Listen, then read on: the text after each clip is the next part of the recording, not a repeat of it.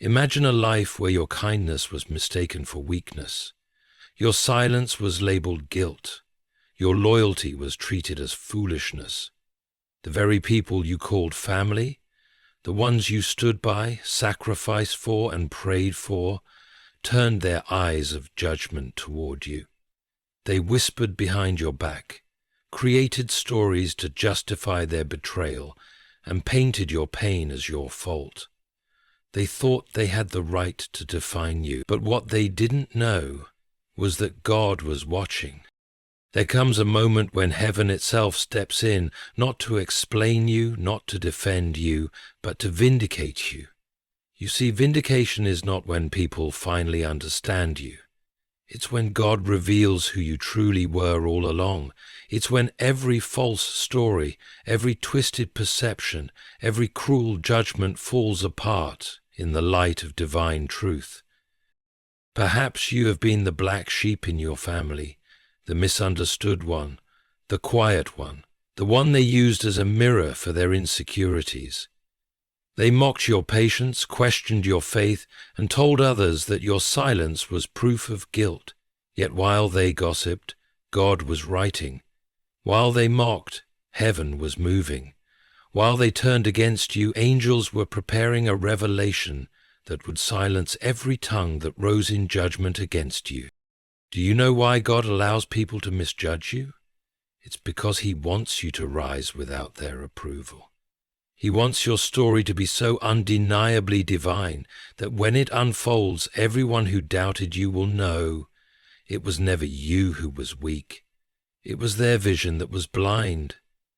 When God vindicates, He doesn't whisper. He reveals. He exposes lies, not to humiliate others, but to restore what was stolen from you. Your honor, your peace, your name. Think about Joseph. His own brothers misjudged him. They called him arrogant. They sold him, silenced him, buried his dreams under their jealousy.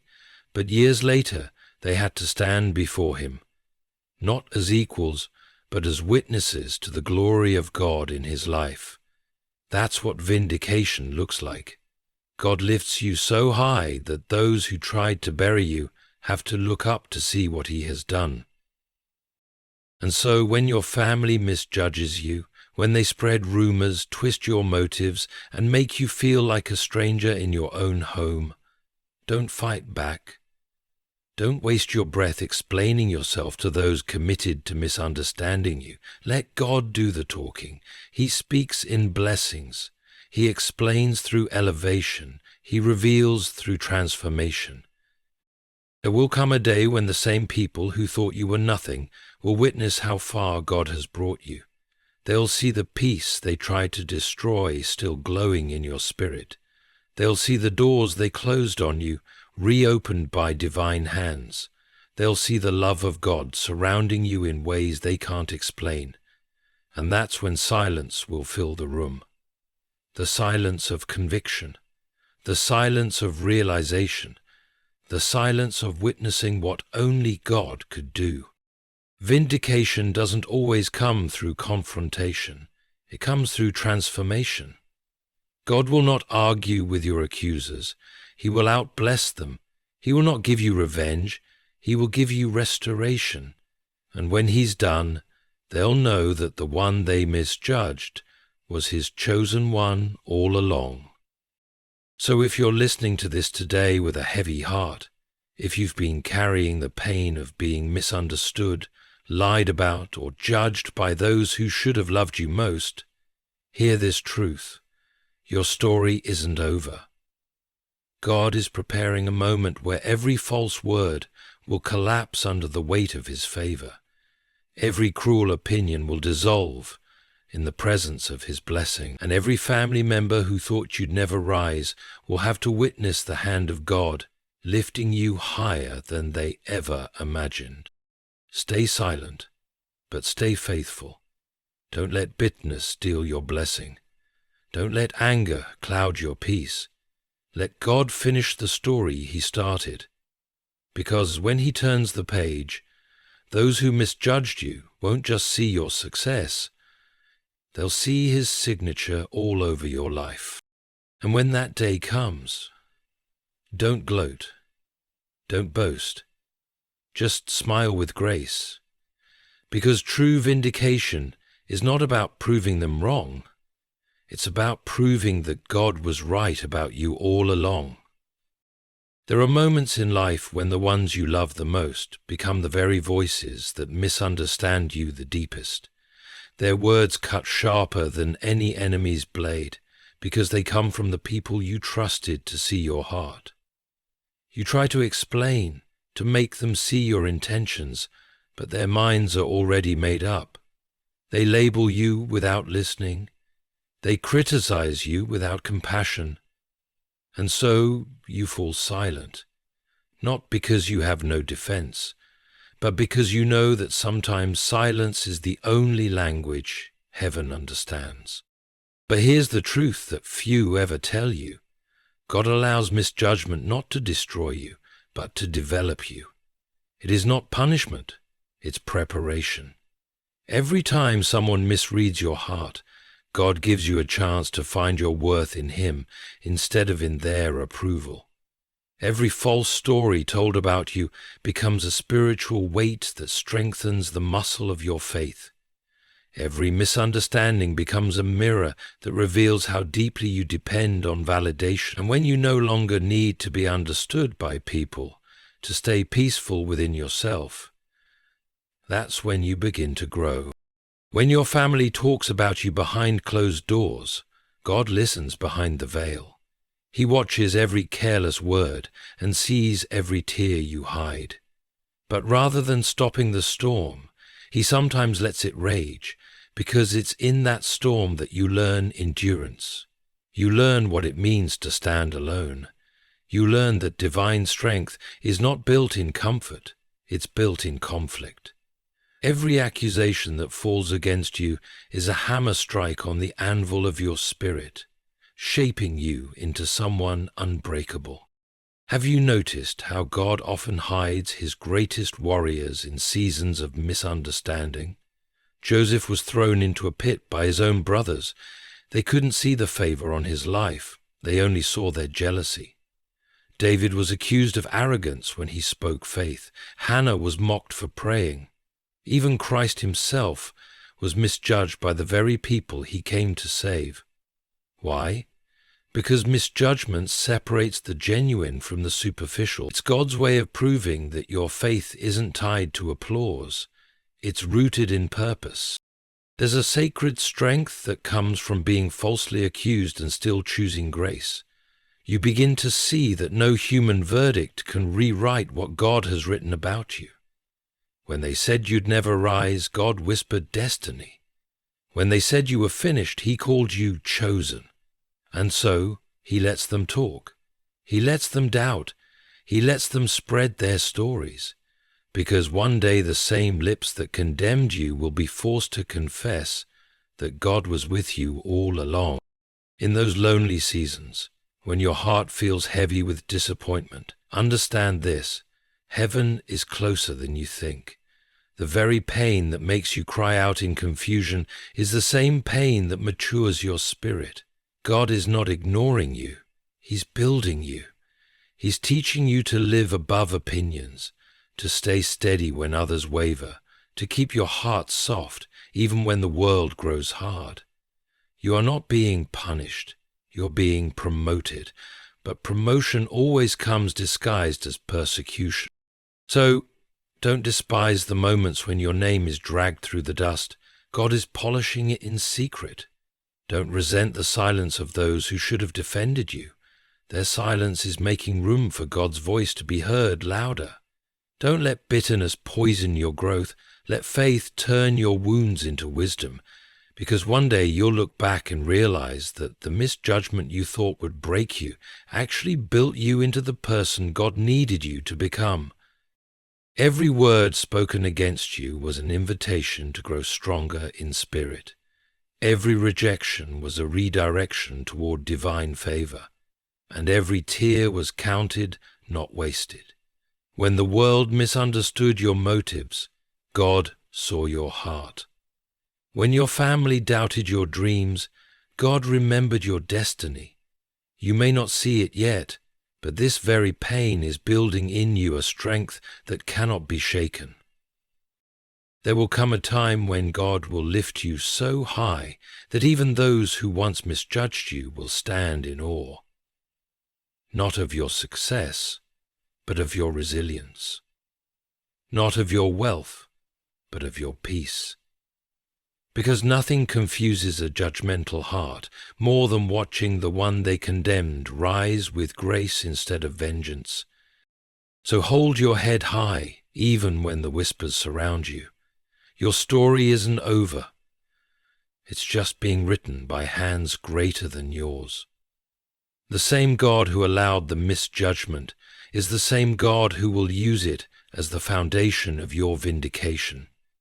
Every misunderstanding is molding your heart into the shape of His strength, and when the time is right, those who misjudged you will realize they were never looking at your weakness. They were watching God's masterpiece in progress.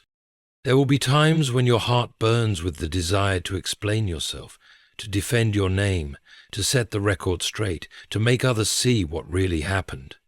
But wisdom often whispers what pride refuses to hear. Be still, for silence, though mistaken as weakness by many, is the armor of the wise. It is not the absence of strength. It is strength under control. It is the quiet assurance that God can fight a battle far better than you ever could. When your family spreads false stories, when relatives twist your actions into accusations, when the people you once trusted turn conversations into courts of gossip, the human instinct is to speak, to clear your image, to protect your reputation. But God says, stand still and see the salvation of the Lord. Because your voice can only reach human ears, but His justice echoes through eternity. He doesn't need your explanations to reveal your truth. He only needs your silence to prove your faith. Do you remember how Christ stood before those who accused Him? He did not argue, though every lie about Him was unbearable. He could have silenced them all with a single word, yet He chose stillness. Why?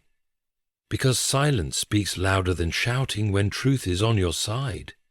Silence tells heaven, I trust you enough to stay calm. Silence tells your enemies, you have not shaken my peace. And silence tells your enemies, you have not shaken my peace.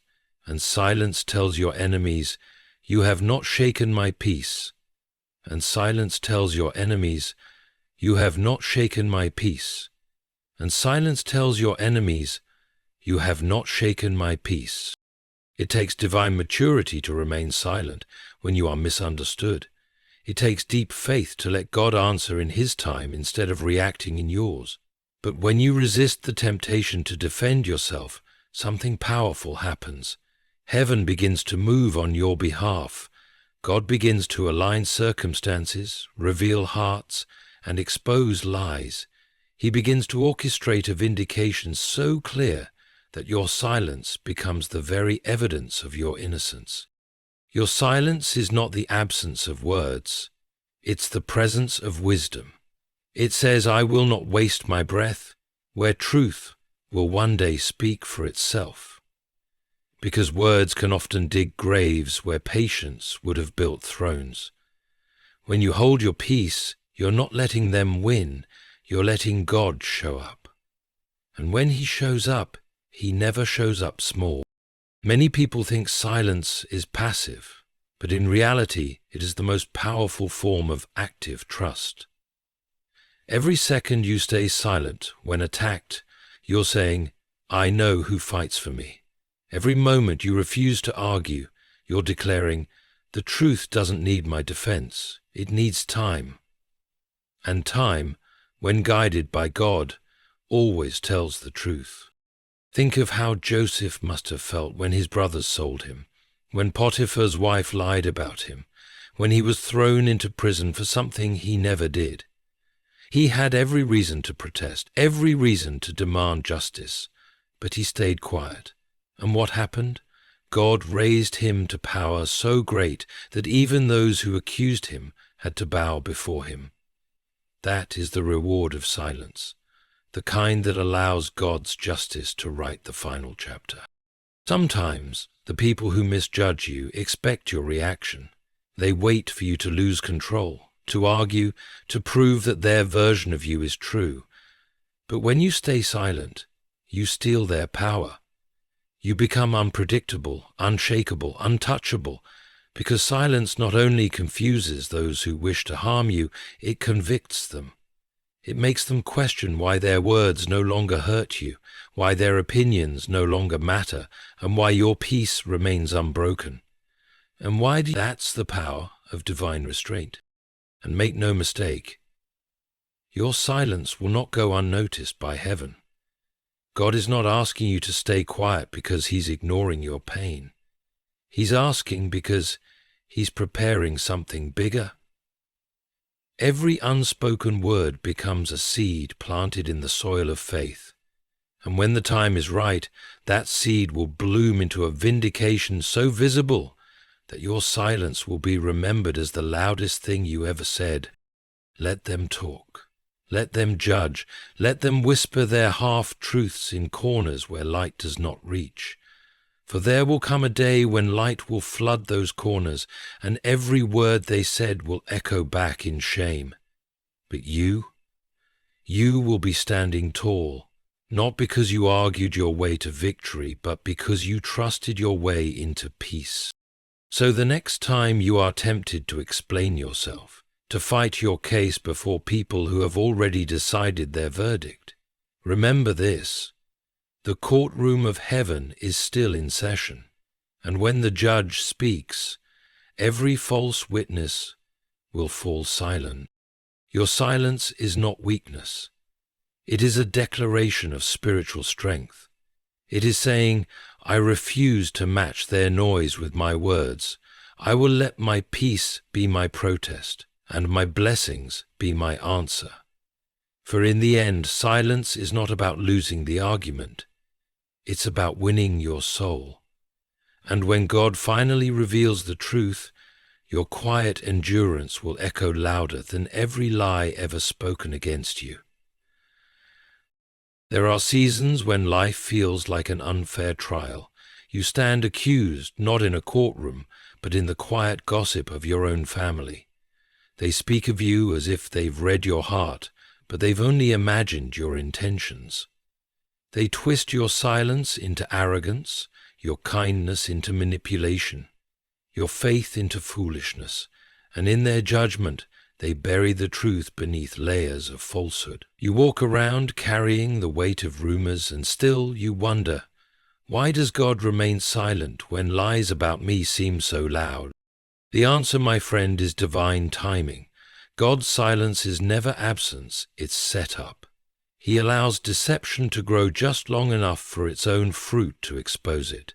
When the season of exposure comes, no lie will stand, no mask will remain, and no shadow will hide what he intends to reveal. God's vindication is not about you shouting your innocence. It's about him showing it in a way that even your enemies cannot deny. You see, truth has a strange way of surviving. It doesn't fight. It doesn't chase rumors. It simply waits. It waits for light, and when light comes, it shines without effort. Every false accusation, every distorted story that was meant to ruin you is only temporary. For when God decides it's time, he flips the script in ways that silence every doubter. He reveals that what they called failure was actually formation, and what they mocked as weakness was divine wisdom in disguise. God is a God of exposure, not for revenge, but for revelation. He exposes not to humiliate, but to heal. He uncovers not to embarrass, but to correct the narrative. The same way he rolled away the stone from Christ's tomb to reveal resurrection, he will roll away the lies that have buried your name. The truth doesn't stay dead forever. It always rises, just as surely as morning follows night.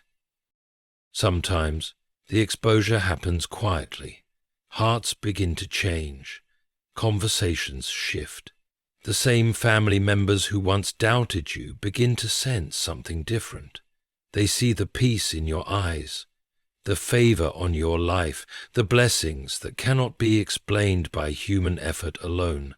They start to realize God was with you all along, and that realization becomes their silent conviction. Other times God exposes publicly. The very ones who tried to hide the truth end up revealing it themselves. They stumble over their own words, contradict their own stories, or face the same kind of misjudgment they inflicted on you. It's not karma. It's correction. It's God restoring balance. When the truth surfaces, it doesn't come to shame. It comes to show that He was always in control, writing a story that no rumor could rewrite. When you're walking through the pain of being misunderstood, remember this: God never loses evidence. Every tear, every sigh, every silent prayer is stored in His record.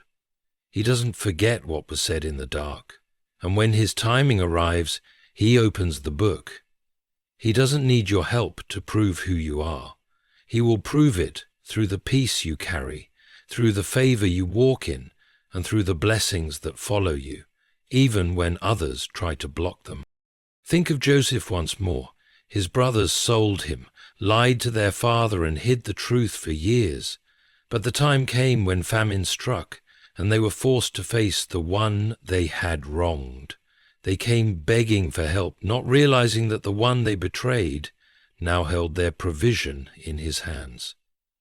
That's divine exposure, not to humiliate, but to reveal God's hand on the one they misjudged. The truth had always been there, hidden in Joseph's integrity, waiting for God's perfect hour to reveal it. And so it will be with you. Every false word will lose its power.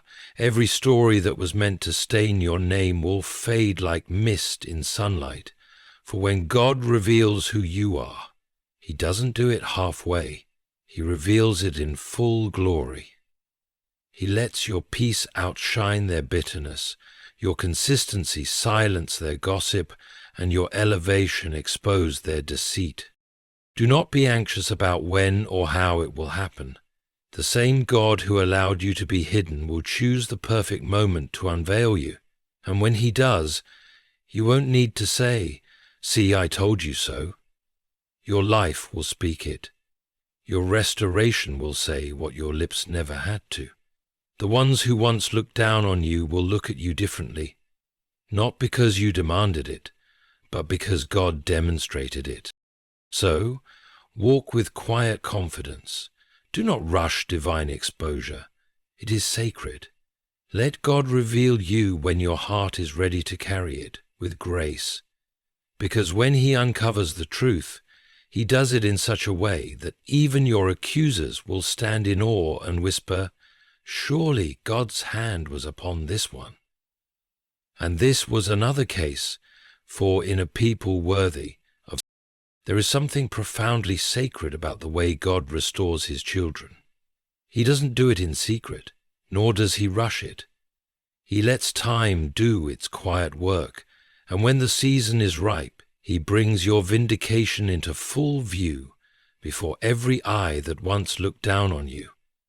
The same family members who whispered your name with mockery will one day have to speak it with awe. Those who dismissed you will have to watch as the hand of God lifts you to heights they never believed you could reach. For divine justice doesn't just correct, it displays. When God said He would prepare a table before you in the presence of your enemies, He didn't mean a private meal. He meant a public revelation. A moment where your blessings become undeniable, your peace becomes unexplainable, and your joy becomes unshakable. The people who once doubted your calling will have to witness the fulfillment of it, not because you demanded it, but because God delights in vindicating His faithful ones where disbelief once dwelled. You see, vindication is not about revenge, it's about revelation. It's not meant to humiliate others. It's meant to glorify God. He allows the same audience that saw your pain to witness your restoration, not so they can feel ashamed, but so they can see His faithfulness.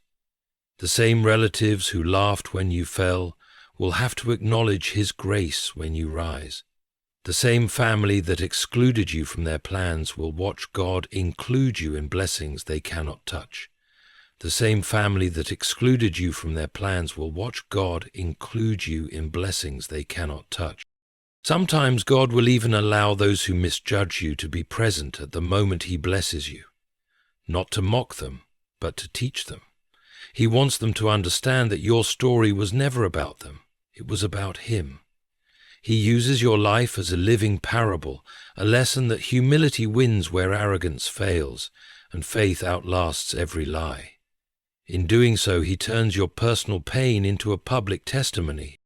Consider Joseph once again, standing in Egypt, clothed in royal garments, speaking with authority, while his brothers, those same brothers who sold him, bowed before him. He did not need to remind them of their betrayal. His position did it for him. His peace spoke louder than their guilt. That is divine vindication. When your elevation becomes God's response to the injustice you endured, when your very existence becomes a sermon about His grace. Many times we wish God would clear our name quickly. We want immediate correction. We want the truth shouted from rooftops. But if God vindicated you too soon, your enemies might mistake it for luck. He waits until the contrast is undeniable, until your growth, peace, and favor are so evident that even those who despised you are left speechless. He makes sure that your vindication is not a rumor, it's a revelation. And when it happens, it won't look like arrogance, it will look like grace. You will not gloat, you will glow. You will not point fingers, you will lift your hands, because when vindication comes from heaven, it humbles you before it honors you. You'll realize that the same God who restored you could have exposed them, yet He chose to heal you instead. And that realization will fill your heart with a quiet gratitude too deep for words. There's a divine poetry in the way God orchestrates vindication. He lets those who judged you see that your peace was not weakness, it was trust. He lets those who rejected you see that your silence was not defeat, it was wisdom. He lets those who doubted your worth see that your patience was not foolish, it was faith. And when He finally lifts you, it's not to show how wrong they were, but how right He is. Even your surroundings will testify. The very home they said you would never own, the peace they thought you'd never find, the blessings they believed you didn't deserve, God will make them visible not as trophies, but as evidence of His covenant. You won't have to prove anything. Your life will do the talking. So, don't grow bitter waiting for vindication. The delay is part of the design. God is not just preparing your blessing. He's preparing the audience for it. He's positioning those who doubted you to be present when He blesses you, not to celebrate you, but to witness Him. He wants them to know that He defends those who stay humble, that He honors those who hold their peace, and that He restores those who trust His timing. And when that day comes, your heart will not be filled with pride, but with peace. You'll look around and realize that everything they said you couldn't do, you did, with God. Everything they said you weren't worthy of, He gave freely. Everything they tried to block, He multiplied. Your vindication will not need words. It will need worship. So stay faithful, stay patient. Your story is not over. It's unfolding in divine order. And when God turns the page, the same people who misjudged your chapter will have to read the ending written by His hand. That is the beauty of divine vindication. It happens not behind closed doors, but in full view of those who once doubted you. Jesus declared, "Though I went my way, I still went back. You are what you Every great calling carries a great cost. Before God places a crown upon your head, He allows the weight of misunderstanding to rest upon your shoulders. The pain of being misjudged, especially by those who share your blood, is not meaningless. It is molding you. It is teaching you lessons that ease and comfort could never teach. For it is only through the ache of injustice that you learn compassion. Only through the sting of rejection that you discover divine resilience. When family members misjudge you, they strip you of approval. But what feels like loss is actually liberation, because when the need for validation dies, the power of your purpose is born. You begin to see that your worth doesn't depend on who believes in you. It depends on who sent you. God uses the harshness of their words to harden your spirit in strength, not in bitterness. He allows their doubt to shape you into a person who no longer bends under the weight of opinions, but stands firm in truth. God cannot entrust great responsibility to a fragile heart, and so He tests it, not through storms of strangers, but through the rain of relatives. He allows those closest to you to misread your intentions, to mock your dreams, to question your motives. Why? Because if your spirit can stay pure when attacked by love that turned cold, you are ready for a greater mission. If you can still choose grace after being cut by family, God can trust you with influence beyond them. Think about this. Those who misjudged you didn't know it, but they were part of your training. They taught you patience when they refused to listen. They taught you humility when they ignored your efforts. They taught you endurance when they dismissed your heart. And now every painful memory has become a seed of wisdom you will one day sow into others who face the same wounds. What they did to break you, God used to build you. Consider Moses. Before he led a nation, he was rejected by his own people. They questioned his authority, doubted his calling, and scorned his leadership. Yet that rejection didn't destroy him. It defined him. It taught him to depend on the voice of God rather than the applause of men. So when the time came to stand before Pharaoh, he didn't need his family's approval. He already had heaven's. That's what misjudgment does. It removes your dependence on people so you can walk freely in divine purpose. There's something sacred about the wilderness that follows rejection. It's quiet there, lonely even, but in that solitude God begins to whisper. He refines your motives, reveals your strength, and reminds you who you are without the noise of opinions. The same pain that once felt like punishment becomes preparation. You start to realize that every misunderstanding was God's way of separating you from distractions, because where He's taking you, you cannot afford to carry the need to be understood by everyone. The pain of misjudgment builds empathy. It teaches you how to love those who do not love back, to forgive those who never apologize, and to serve without expectation of gratitude. That's the kind of heart God needs for great responsibility. A heart that leads without resentment, that gives without keeping score, that loves without fear of betrayal. If you can endure being misjudged and still keep your character intact, heaven can trust you with influence that impacts generations. So when you cry over being misunderstood, know that your tears are not wasted. They are watering the soil of your destiny.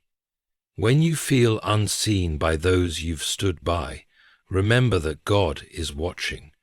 When you feel unheard, know that heaven is listening. You are being prepared, not punished. Every harsh word, every cold silence, every misinterpretation is chiseling away the pride that could have destroyed your purpose. And one day, when God elevates you, you'll understand why it had to happen this way. You'll stand in the light of your calling and realize that if everyone had believed in you from the beginning, you would have depended on them instead of Him. But because they doubted you, you learned to lean only on His voice. You became unshakable, not because life was kind, but because God was faithful. The pain you feel now is not the end. It's the beginning of a deeper strength. It's the divine school where character is forged, where vision is tested, and where your soul is trained to carry what's coming. So, don't despise the misunderstanding. Thank God for the lesson. Because when the day of your vindication arrives, you'll see it clearly. The pain they caused was the path He used to prepare you, and when God finally places that responsibility in your hands, you will carry it, not with arrogance, but with gratitude. You'll lead with compassion because you'll remember what it felt like to be unseen. This is how God works. He lets pain polish your purpose. He lets rejection refine your spirit. He lets misunderstanding teach you wisdom. For those who are destined to carry great things must first survive great wounds. You are not behind, you are in training.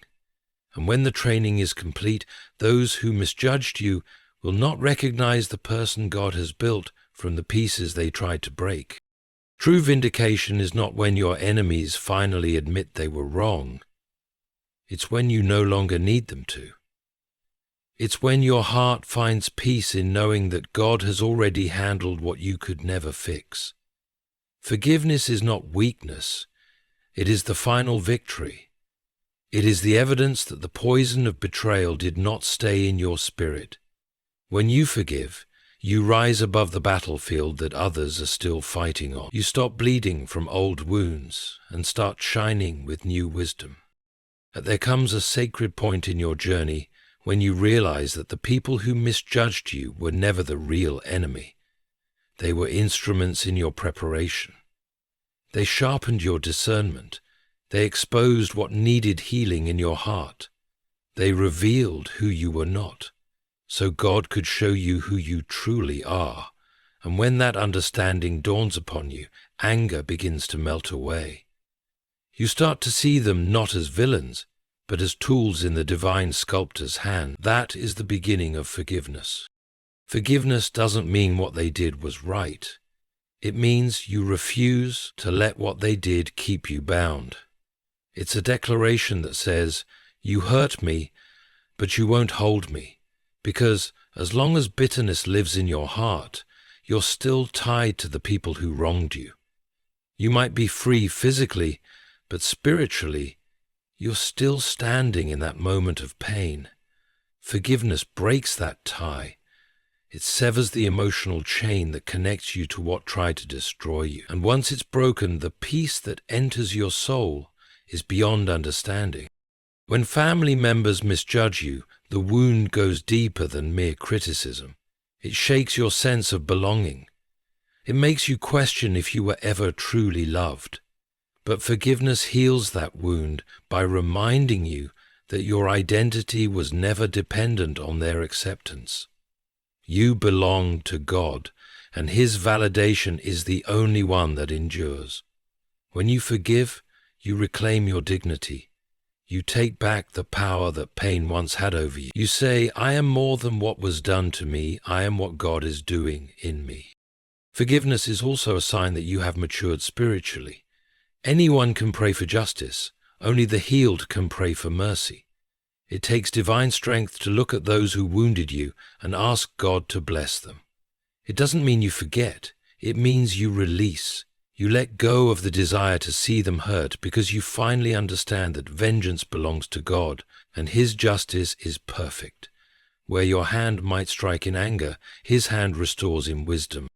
Consider Joseph again, the man who had every reason to hold a grudge. His brothers sold him into slavery, lied to their father, and left him for dead. Yet when they stood before him years later, powerless and afraid, Joseph did not seek revenge. He said, "What you meant for evil, God meant for good." That sentence was the sound of forgiveness, and it was also the sound of freedom. His heart was no longer chained to their betrayal. It was anchored in God's purpose. When you forgive, you prove that you trust God's justice more than your emotions. You acknowledge that no one gets away with anything in His sight. but you also show that you understand something greater, that forgiveness doesn't excuse them, it excuses you from the burden of carrying their actions. It allows you to walk light, to breathe again, to live again.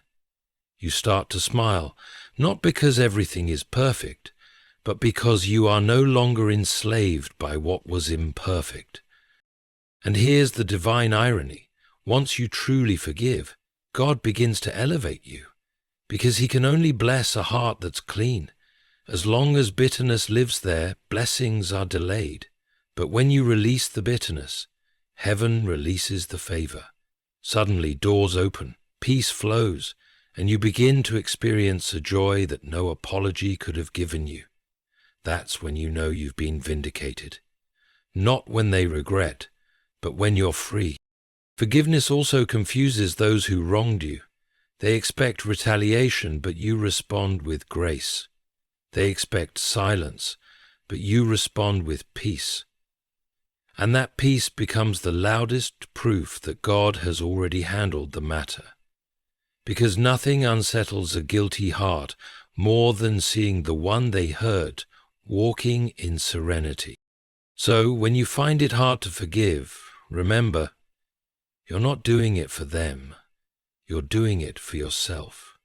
You're choosing to stop drinking the poison of resentment while expecting them to suffer. Forgiveness doesn't erase the past, but it redeems it. It turns your pain into wisdom, your suffering into strength, and your story into testimony. And when you finally reach that point, when you can think of those who wronged you and feel no bitterness, no anger, only calm, you will know that God has completed His work. You'll realize that your heart is no longer a battlefield but a sanctuary, and that, my friend, is the highest form of vindication. Because forgiveness doesn't say, they were right, it says, God was right about me. When God vindicates, He doesn't simply balance the scales, He breaks them. His justice isn't measured in equal portions, it overflows.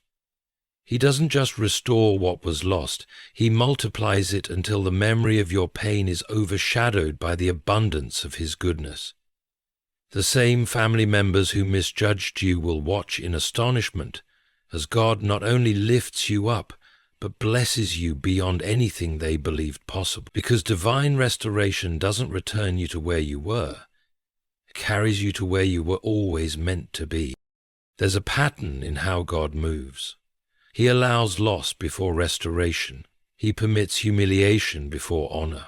He lets misunderstanding cloud your name before His light reveals your worth. Why? Because He wants everyone, especially those who doubted you, to understand that what happens next isn't coincidence, it's God's hand. He writes His signature in ways no man can forge. He raises you from the dust so no one can ever claim credit for your rise. When restoration comes, it doesn't arrive quietly. It arrives with glory. The same people who dismissed you will see doors opening that no human effort could have unlocked. The same relatives who said you'd never recover will have to stand in awe as favor follows you effortlessly. They will see that every lie told against you became the seed of a greater truth, every betrayal the foundation for your blessing, every rejection the redirection towards something divine. God's vindication is not a moment, it's a movement. It begins in your spirit before it ever reaches your surroundings. It starts when you finally surrender the need to prove yourself and allow Him to do it His way. Once your heart is clean and your faith steady, heaven begins to move like a rising tide. One by one, the pieces of your life start aligning in ways that make no sense to the natural mind. You begin to experience opportunities you never chased, favor you never begged for, and peace you never imagined possible. That's how God restores. Silently, powerfully, undeniably. Look at Job. He lost everything, family, wealth, reputation, all because of forces beyond his understanding. His friends accused him, his wife doubted him, and the world mocked his faith. Yet, when God's time came, the same people who pitied him had to witness his restoration. Scripture says, "The Lord restored Job's fortunes and gave him twice as much as he had before." That's divine vindication, not just making things right, but making them better, not just clearing his name, but displaying his glory through Job's life. And so it is with you. What you lost will return not as it was, but refined, magnified, and multiplied. The tears that once stained your pillow will water the soil of your breakthrough. The rejection that once made you question your worth will become the reason others recognize your strength. God never restores halfway. He completes what he begins, and his completion is extravagant. Sometimes your restoration won't come in material form. It will come through peace so deep it silences every memory of pain. It will come through relationships healed, reputations redeemed, and opportunities reborn. You'll wake up one day and realize that you no longer ache for what you lost, because what you've gained is greater. You'll see that God didn't just return things, he returned you to yourself, stronger, wiser, purer. That is the true restoration of God, not merely changing your circumstances, but transforming your soul. And what makes his vindication so beautiful is that it's done in full view of those who once doubted you. Not to shame them, but to humble them. They will see that the same person they dismissed as broken was being rebuilt by the hands of God. They will see that every delay, every setback, every silent season was a stage being prepared for revelation. They will see that while they were judging, God was designing, and when his design unfolds, it silences every opinion. Divine restoration doesn't seek applause, it demands reverence. It leaves people speechless because no explanation fits except one: God did it. That's how he works, through the impossible, the unexpected, the undeserved. His vindication is not just about proving them wrong, it's about proving his faithfulness right. And when that moment comes, your heart won't say, "Look at me." It will say, "Look at him." So, if you're still waiting for that restoration, don't lose hope. The silence is not denial, it's preparation. God is weaving something behind the scenes that will make every injustice serve a purpose. The same place where you were misjudged will become the place where you are honored. The same voices that doubted you will carry your testimony. The same wounds that nearly destroyed you will become windows through which his glory shines. And when you finally step into that season, you'll understand why it took so long, why it hurt so deeply, and why you had to walk alone. Because divine restoration isn't about returning to the old, it's about revealing the new. It's about showing the world that what was meant to break you became the very proof that you were chosen. When God vindicates, he doesn't just restore what was lost, he restores who you are. And that, my friend, is restoration beyond all expectation. In the grand tapestry of life, the threads of pain, betrayal, and misjudgment often appear dark and senseless. Yet, when viewed through the eyes of eternity, they form the very pattern of divine purpose. You may have been the quiet soul in your family, the one they doubted, misunderstood, or even mocked. You may have cried behind closed doors, asking God why the ones you loved most became the ones who hurt you deepest. But what you could not see then, what you might barely believe now, is that all along God was writing your story with sacred precision. He allowed the misjudgment not to break you, but to build you. He permitted their silence so that you would learn to hear his voice above all others. He let them walk away so you would learn to stand alone, not in bitterness, but in faith. Every moment of pain was preparation. Every rejection was redirection. Every wound was a workshop where your spirit was being refined. And now, the time is near when all of it will make sense. God is not unjust. He is intentional. He will not allow the cruelty of others to have the final word over your life. The same mouths that spoke against you will speak in awe when they see what He has done through you. The same family that once looked down on you will be witnesses to the miracle He brings forth.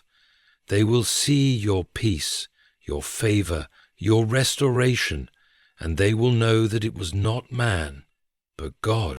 Yet when that day comes, your heart will not overflow with pride, but with gratitude. You will not seek revenge because you have outgrown the need for it. The blessing will be so complete, the healing so deep, that there will be no space left for anger.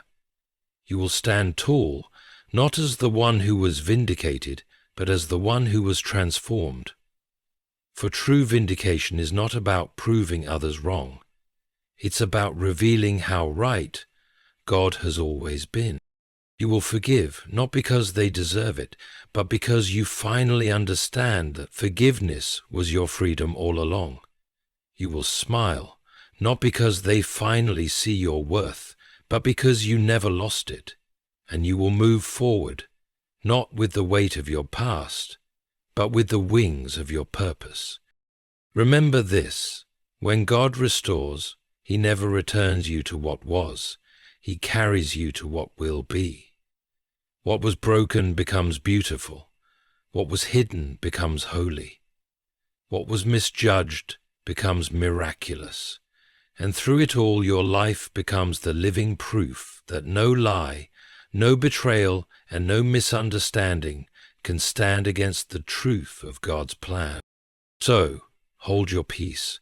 Stay faithful. Do not lose heart in the waiting. For soon those who once doubted you will see the evidence of God's favor written all over your life. They will not understand how you endured so much and still stand radiant with grace. But you will know. You endured because God was with you. You survived because He sustained you. And now you rise because He has chosen this very moment to vindicate you in full view of the world. Let your heart rest, for your story is safe in His hands. The same God who watched every injustice will now write your restoration. The same God who heard your silent prayers will now make your victory visible. And when He does, no one will be able to deny it. This is your season of divine vindication. Stand still and watch God make every misjudgment serve His glory and your destiny.